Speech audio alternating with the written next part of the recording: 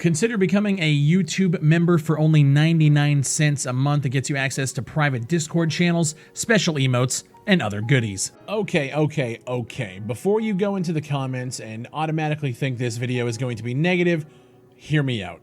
Rogue Company is a new third-person hero shooter from Hi-Res Studios, the developers behind the popular MOBA Smite, as well as Paladins and Realm Royale.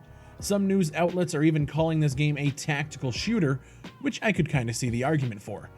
Team-based shooter with objective-based gameplay in the form of a demolition game mode, which I believe is the popular choice for most players and will hopefully be the choice of competitive game modes once a ranked ladder enters the game. But for now, Rogue Company has entered its early access period, giving all alpha owners a chance to showcase the game and talk about it, while new players will need to purchase a Founders Pack for $15, $30, or even $60 to gain access to this closed beta period. The game is going to be free to play once it officially releases, so if you're one of those gamers who looks out for their wallet, I just recommend waiting. However, there are a few things surrounding Rogue Company that I want to talk about that lends credibility to the sad reality title of this video. And we're going to get into it here. My name is BigFry, and if you guys enjoy this video, consider leaving a like on it. Rogue Company is in a strange predicament right now. They're releasing a game in the hero shooter genre, which I believe a majority of gamers are now starting to get burnt out on. It's definitely a risk for them. Now, I've been playing the game on stream for the last couple of days, and I've already seen so many comparisons flying around saying this is another Valorant clone or an Overwatch wannabe. I've seen so many insults levied against this title, saying it's uninspired, unoriginal, not unique, a cash grab piece of shit. And I'm here to tell you right off the bat that those insults couldn't be further from the truth. Rogue Company is actually a pretty good game. Now, if you guys are fans of the channel, you know that I am a fan of third-person shooters, as long as they're done right, and a lot of games don't do third-person shooters right. It requires a different level of thinking in terms of your map design, in terms of your character design.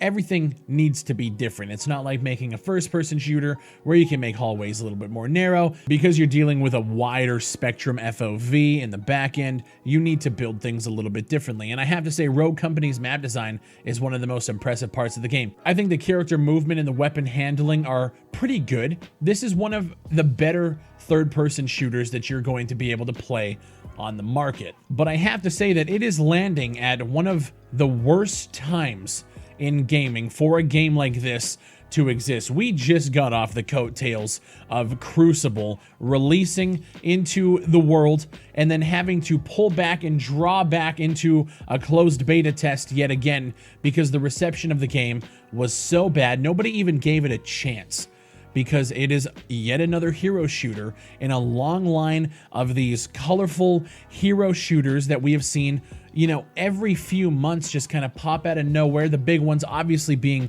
Overwatch and more recently Valorant. And I am seeing people compare Valorant to this in a pretty unfair way. Yes, they are both round-based. Yes, they both have objective-based gameplay. They are both hero shooters.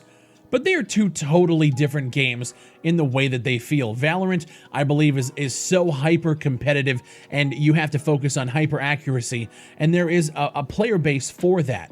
Rogue Company, on the other hand, is a lot more about the team aspect in terms of moving and positioning, especially when it comes to the third-person shooter elements of the game.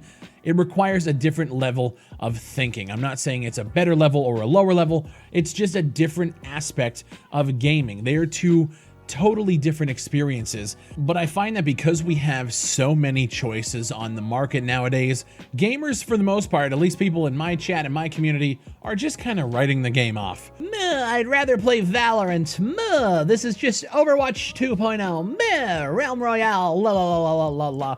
There's so many choices, and it allows gamers to be that little bit entitled and be that little bit snobbish and write games off like this. Unfortunately, I don't think Rogue Company is deserving of that level of ignorance. And I'm obviously making this video to educate a lot of people on the fact that we gotta stop putting games into boxes and comparing them to multiple different games. I released videos last week on a game called 0 Hour, which is being made in Bangladesh by a group of indie developers, and that game automatically is being compared to Rainbow Six, a game that is being made by Ubisoft, one of the largest gaming conglomerate studios in the world. And I'm seeing comparisons being drawn, and I don't believe that that is fair. I actually think that's very ignorant, but to get the casual consumer to think anything higher than their base level of thinking when it comes to comparing video games and discussing video games is a feat in and of itself. And I find that at least a lot of the comments that I've been seeing lately, Rogue Company is going down that same path with people in my community. People are writing it off, automatically comparing it to games like Valorant, games like Overwatch, which are being made by much larger and much more experienced companies. I'm not saying Hi-Rez is on the level of a Bangladeshi indie development studio, but they're being compared to guys like Blizzard, which I think is just absolutely ridiculous. If you guys look at this game on screen right now and you like what you see, if you're into third person, I personally think this is a really fun game. When I first played it a long time ago, wasn't really my thing. Again, I'm not a big hero shooter guy to begin with. Played a couple of rounds, I'm like, not really my thing. Now that the game has come out and we can give it a second chance, we can see the improvements, see the changes that they've made. The more that I play it, the more fun I actually have with it. I played the first couple of rounds the first day here a couple days ago, and I was like, okay, yeah, okay, fair enough.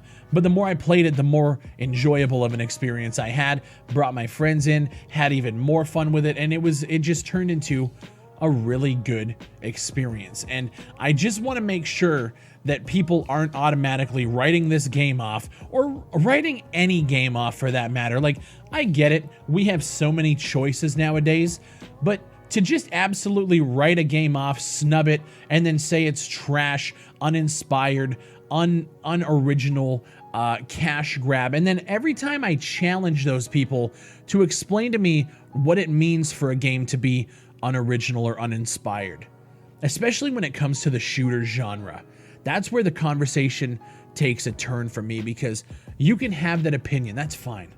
You can say that Rogue Company is uninspired or lacks that uniqueness, and then when I challenge you on it and ask you what game that you're playing right now that doesn't fall under that exact same category that you were levying against Rogue Company, they never have an answer. Because guess what, guys? Every single game on the market nowadays is uninspired, unoriginal, not unique. They are all derivative of something in the past that has inspired them.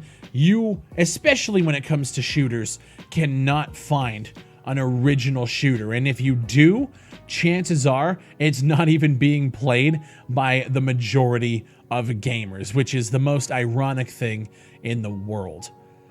I think if you guys are looking for my opinion on Rogue Company, I actually didn't want to do a video on this game because it doesn't fall under the military tactical shooters that everybody wants to see, while at the same time some of those people are calling this game not original and not unique, but will support any sort of tactical shooter that has an M4 on the cover and a SWAT guy dressed in TAC gear, just like every other military tactical shooter that I've covered, but it's okay there.